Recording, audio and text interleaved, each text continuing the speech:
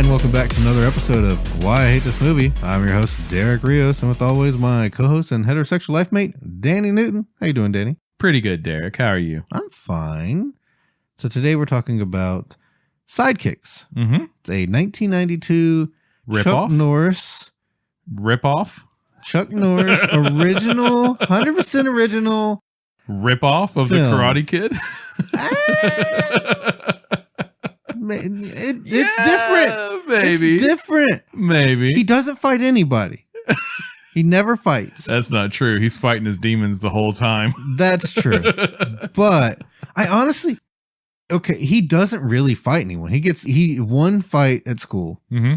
And then the whole end solution, he actually doesn't fight at all. See, that's what we had to change from The Karate Kid, okay? You know, the other huge difference is the Karate Kid isn't on fucking acid and hallucinating the entire movie. This kid is like deeply needs help. For real. And they're just like, it's cute. You know, he's daydreaming. No, he's a dreamer. Not. No, he's not. He's hallucinating. He's not daydreaming. Yeah, he's having full-on hallucinations. And he's scared. And this kid needs help. So when I think of daydreaming, I think of like you're kind of staring off into space, imagining places you could be that's not here. Yeah, you're like zoning out a little bit. Yeah. But you're still there and present. You're just thinking about something else. If you're daydreaming in the way he is daydreaming, though, it's like you're playing games with other kids where you have imaginary toys, right? Mm-hmm. Where it's like, this isn't my finger, it's a gun. Yep. Right? And then you wake up and it's actually a gun. Yeah. And you murdered everyone around you. And you're the school shooter. Yeah. That's the type of daydreaming this kid's doing. 100%. Because he's dreaming about shooting people. Oh my goodness. The whole thing is he's putting himself in these Chuck Norris movies as his sidekick. Dude, I want a dark reinvention of this movie where Chuck Norris is walking with him around the school and he's the fucking school shooter. Yeah. That'd be great. That'd be fucking terrifying. It'd be dark, but it'd be a good movie. Oh my God. This fucking sucked. I liked it, bro. I didn't think it was that bad. I mean, it wasn't good. Nah, it was entertaining though.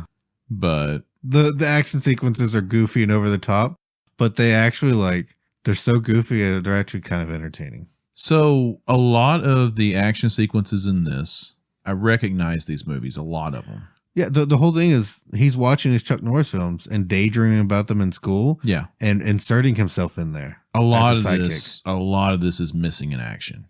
I don't know some of these though.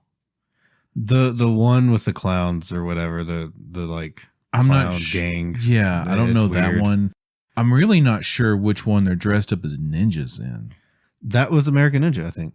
Okay. Was Chuck dressed up as a ninja in that actually? Yeah. Okay. Yeah, I'm pretty sure. Because they're dressed up in ninjas like fucking Snake Eyes G.I. Joe. You know what I mean? Yeah. So I wasn't really sure on that one. And yeah, I have no idea what the fucking clowns are supposed to be.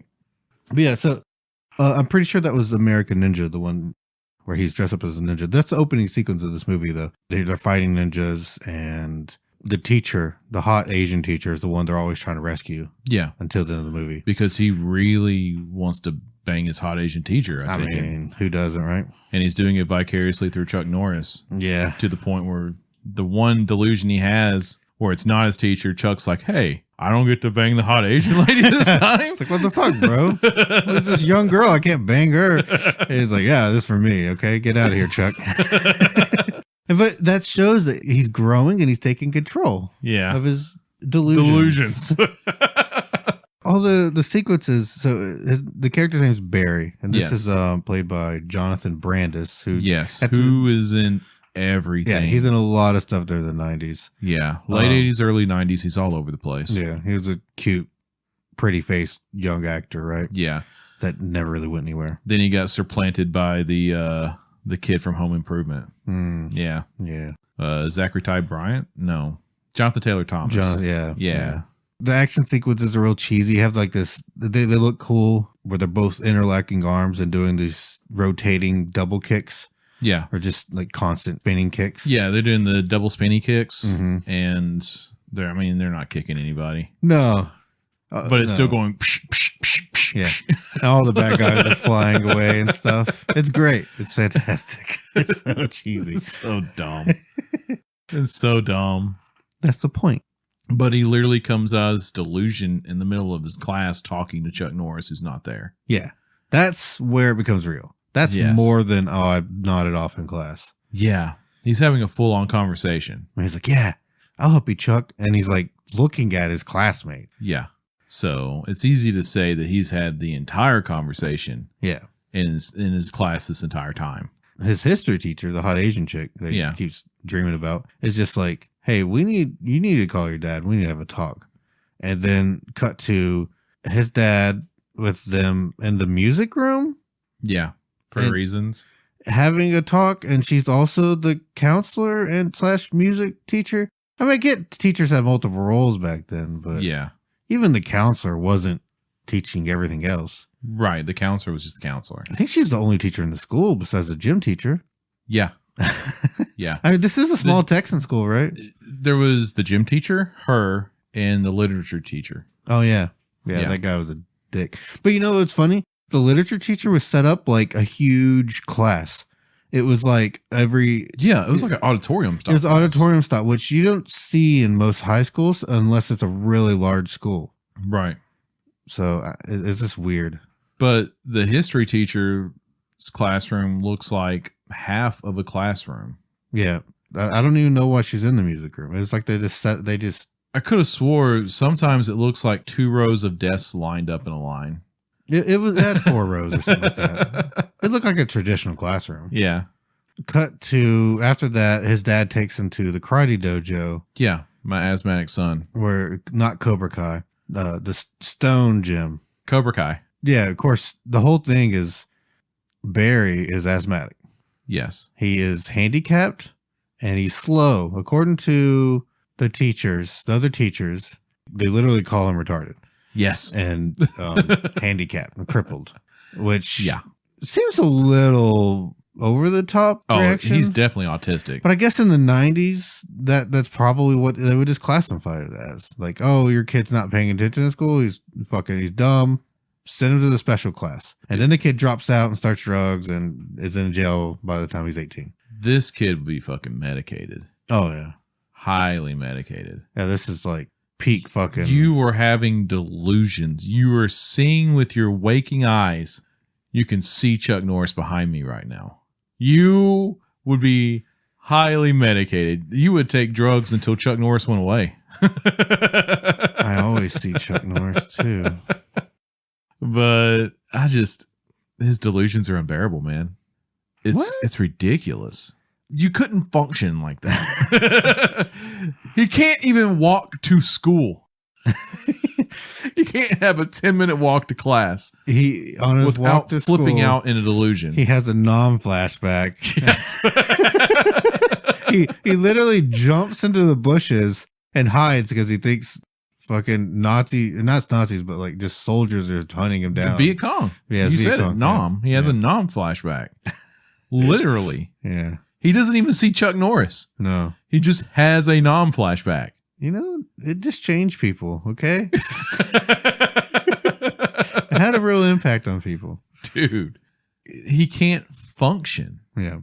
His second daydream is of course, he inserts all the negativity in his life. People are mean to him. So now Stone, because when he went to the dojo, this dick karate sensei was mean to him and made fun of him. So, of course, he's the bad guy now. And all of the rest, pretty much the rest of it, besides one was a gym teacher, but pretty much the recurring theme was Stone's the new bad guy and his hallucinations. For the life of me, I couldn't figure out which audience they were going for.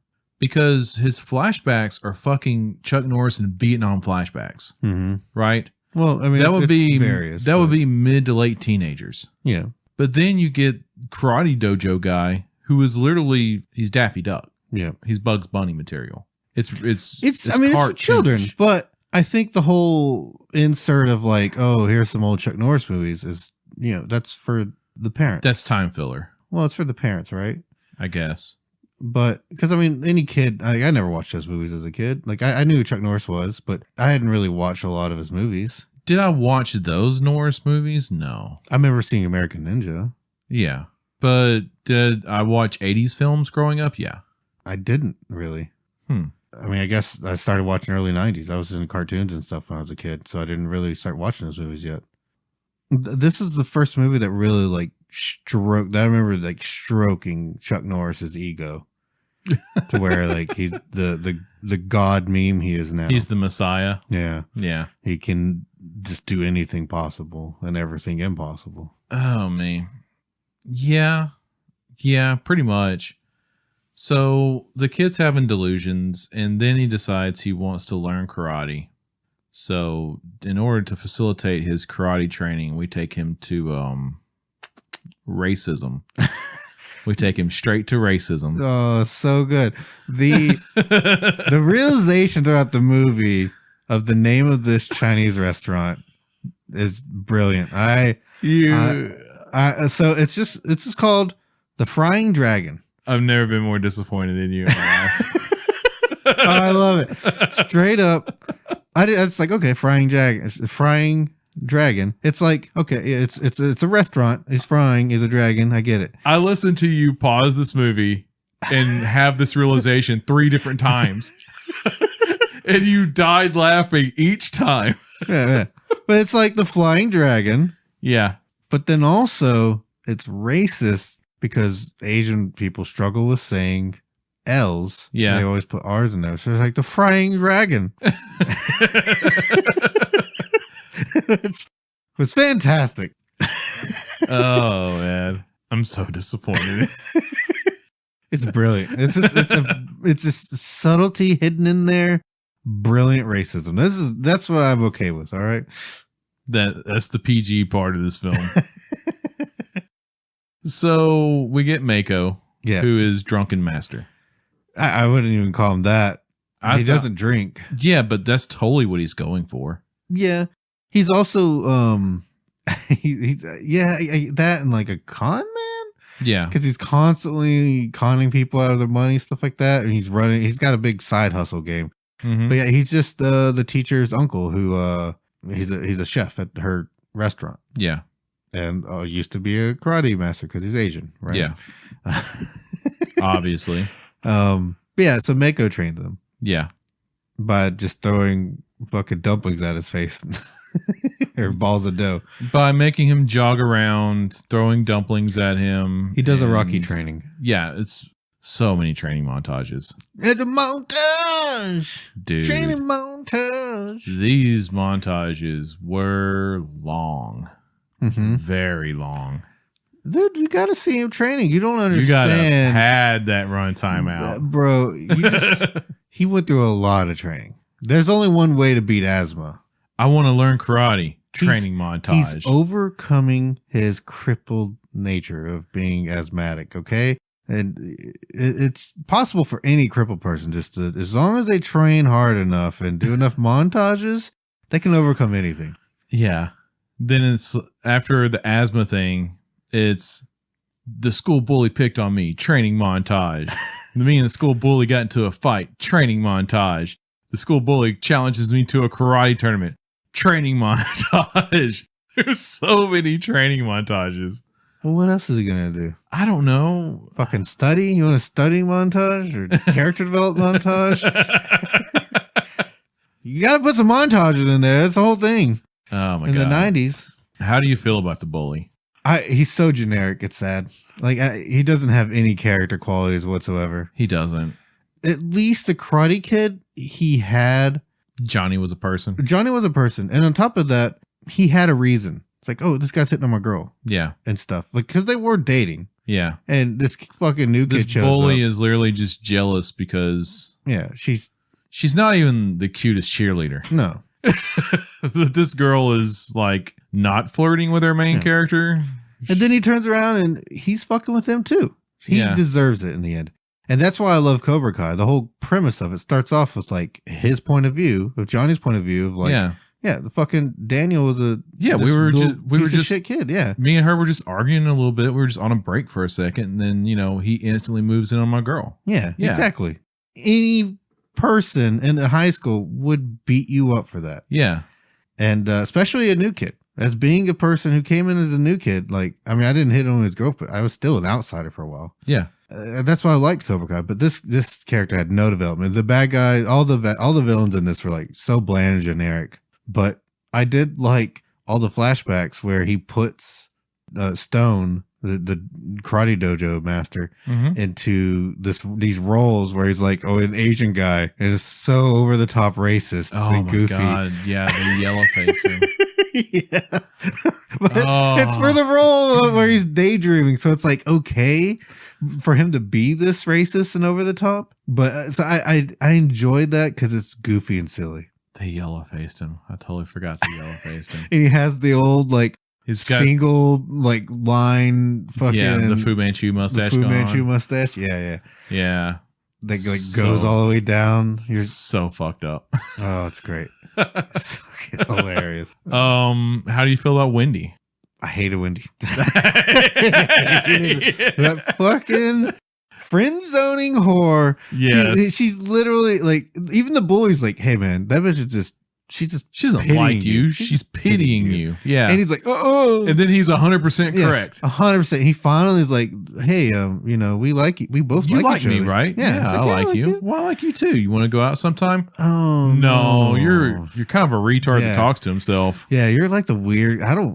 No. You're the weird kid. I felt, and he's like, you pity me. It's like, yeah. Yeah.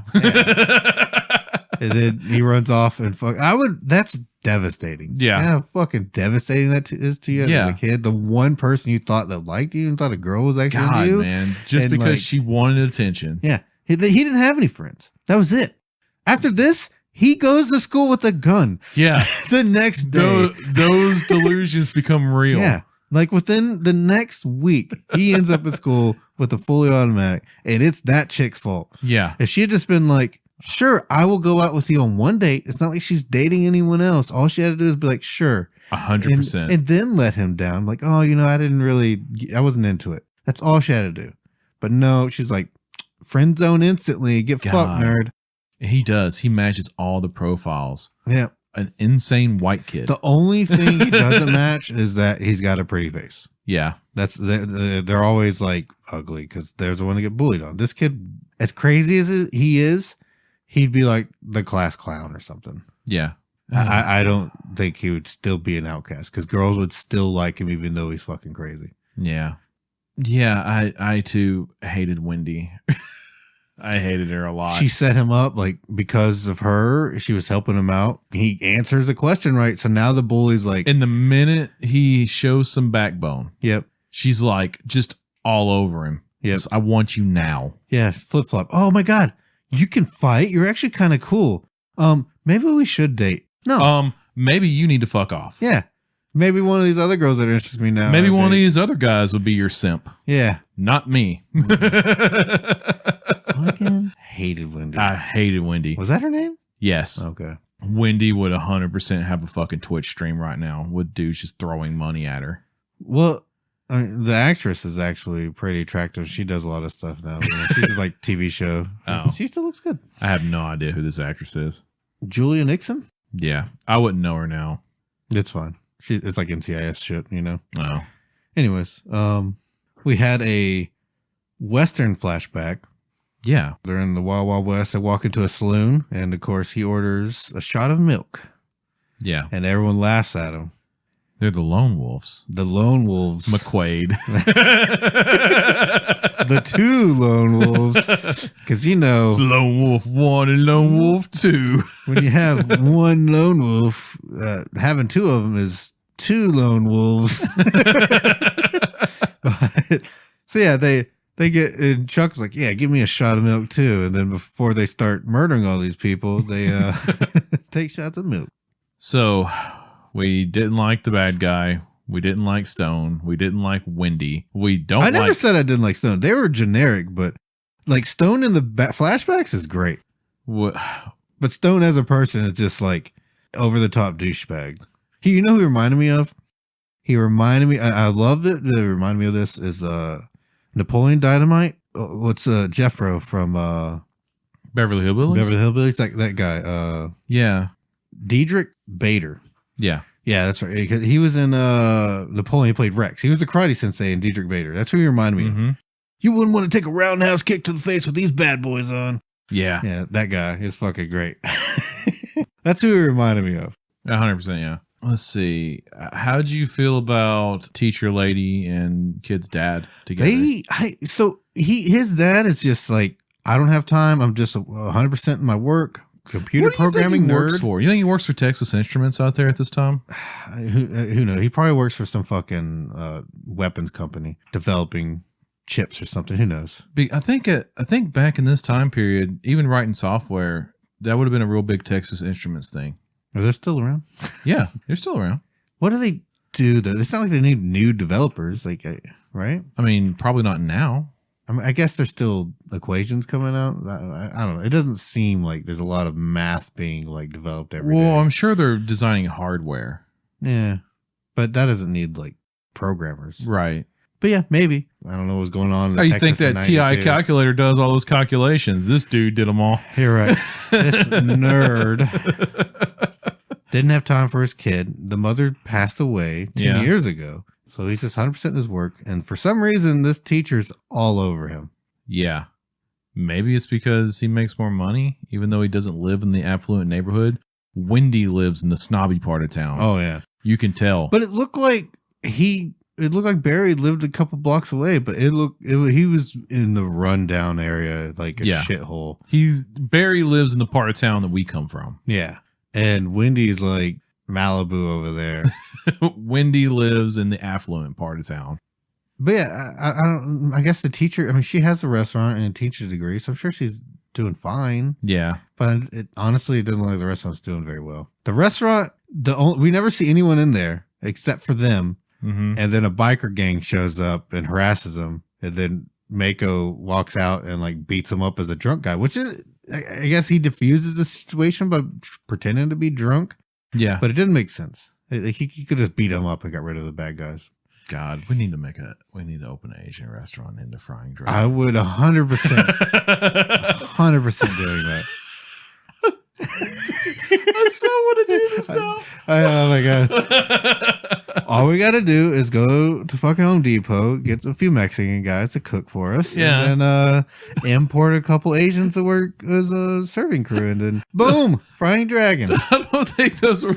Oh God. The cooks don't come from Home Depot. What? That's where all Mexicans come from. No. Are you sure? I'm pretty sure. The Mexicans outside of Home Depot have a different skill set. They're going to do all the renovations. They do whatever you pay them to do, and then they might hang out afterwards and be cooks. Okay, but they're not our main cooking staff. All right. Oh my God, I'm in. Let's do it. Fucking quit our jobs. Go do this today. All right, start making a menu right now, sir. We need to patent it for someone else listens to this. That one other guy. It still's our idea. Oh man. We're gonna make millions. The Frying Dragon. We'll change it. It'll be Dwagon. Frying Dwagon. Frying Dwagon. See how racist we can get before we get canceled. Hey man, if we get canceled, that's all the better. Oh yeah. People free publicity. Oh, yeah. You only get canceled if you agree to them, right? If you don't agree with them, you just never get canceled. We got to elevate Asian buffets. How about that? Yeah. No fucking children. We serve you. We get how much you want. We have a liquor license, so you got to be 18 or older to enter. There you go. Yeah. Family. So, I don't know why the history teacher wanted to bone the father so hard. I mean, Bo Bridges. Computer nerds, I think. I get Bo Bridges is such a hot piece of ass, but he was he might have been the biggest actor in here, at least. I don't know. Probably. Well, besides Chuck. Well, yeah. Actually, no. I think the pecking order probably went Chuck, that kid, and then Bo Bridges. I think that kid was doing more work than Bo Bridges. At the time, yeah. I think Bo Bridges has done more since then. I bet his paycheck was smaller. I think Mako was a decent actor too, but like... Yeah, but he never really... He had his role. He always had the stereotypical role. Teacher lady wants to bone dad. I don't know why. And then, they have their confrontation at the restaurant, and Mako goes full slapstick comedy, beating these guys up, which is literally, that's why I was like, his style is drunken master, because he literally slaps alcohol over himself. Yeah. But he doesn't drink, though. He doesn't drink, no. But he definitely he does that style. That's why the karate tournament just absolutely confused me. So I understand martial arts demonstration style technique. Yep. I understand weapons demonstration style technique. I get it.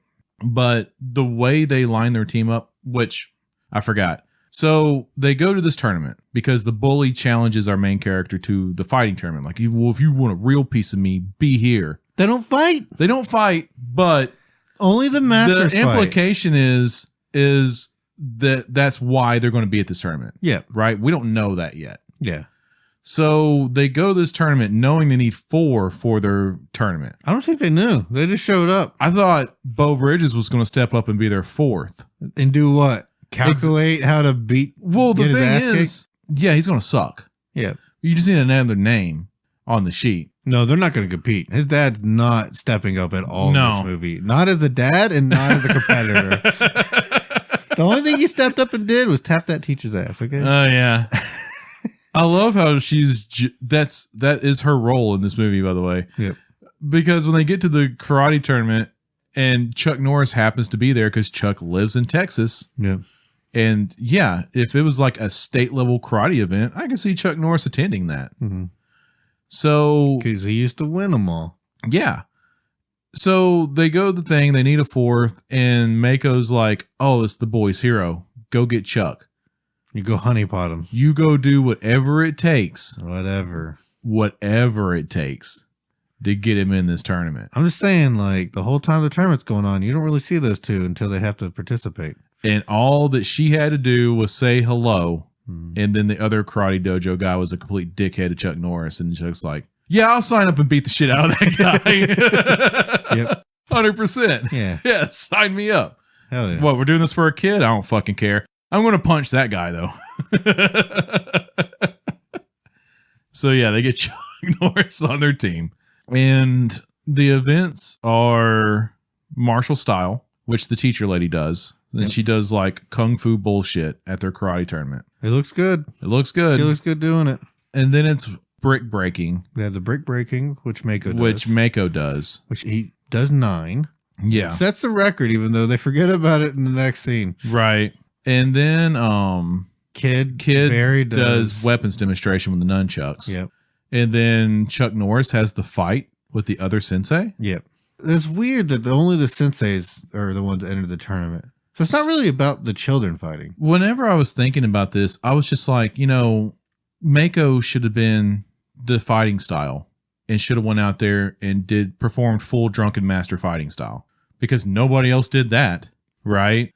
I thought that she should have done the weapon demonstration. Chuck Norris should have broke bricks. And then our main protagonist of this film should have beat that other kid's ass. No, that's copying the Karate Kid too much, bro. He beat him in brick breaking. That's a feat of strength, okay? He shamed that kid.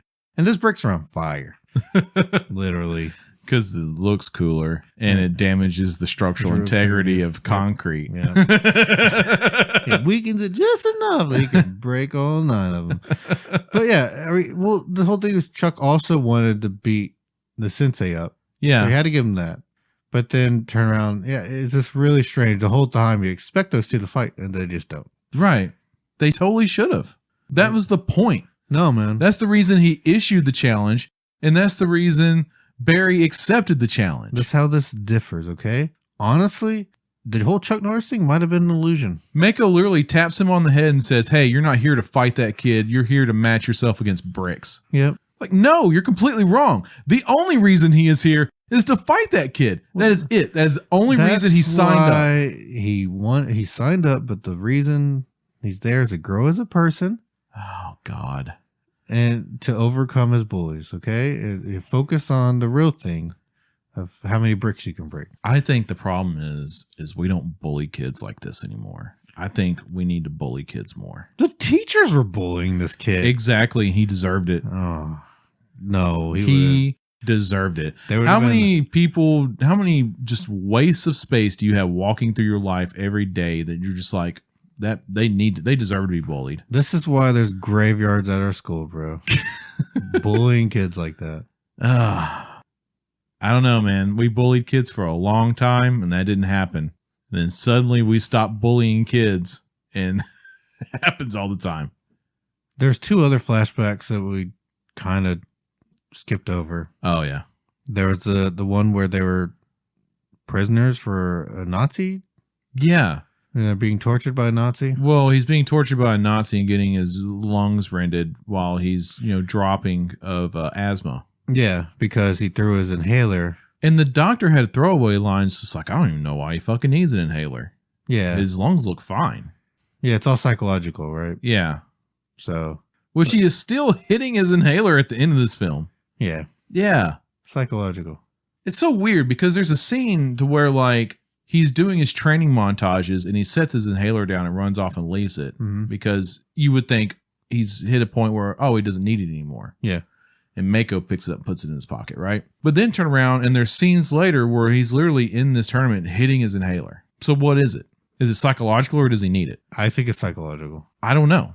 The doctor said he's fine. His scarring, like at some point he probably needed it, but I think he's healed. And it's just a psychological thing because he's having panic attacks and he just needs it. I thought the whole thing of him training was to get over having to have the crutch, right? I mean, yeah, it was. So by the end of this film, he's failed his training. Yeah. He's 100% failed all of his training. Well, it's just a stress, man. Our hero. It also shows him having conversations with Chuck, and then Chuck's not actually there at the end of the film, too. Yeah. So I am not sure if Chuck was actually in the film. I think he was hallucinated the entire time. I don't think that. I think Chuck was actually there. Nah, man. No, because you had other people besides Barry that saw Chuck. Maybe they were playing along. And then if you go back, and I don't know, man. I think that could have been hallucination too. Chuck was there. They were hallucinated. Chuck's not even real in real life. Chuck was 100% there. He's not even real in real life, bro. He is just a god entity no one can define. But he failed to put his crutch down. He failed to defeat his delusions. That's the real message. Sometimes you just can't Sometimes you walk through life as a failure. Yeah. Sometimes you just can't overcome all the crippling negativities that have been bestowed upon you at birth. Right. Right. And then the very last shot is Wheelchair Kid picking up the Chuck Norris magazine. Because he's going to overcome it. Yes. Mako is going to teach him to walk. And fight. Could you think of the training montages with Wheelchair Kid? Oh, God. He's just rolling through town.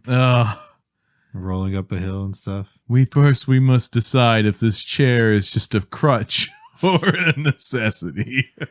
I want you to walk to school for the next 2 weeks. And then run. And he's just like, I can't walk. It's a crutch. Walk, fucking kid. Just on his fucking hands and elbows crawling to school. Oh, no. Oh.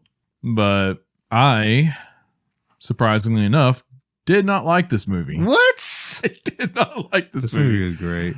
I remember the first 5 minutes of this film, I was just like, oh no, this is going to be the longest thing I ever watched. No, it was not the longest thing. The action sequences were cheesy, but I think overall the film wasn't that bad.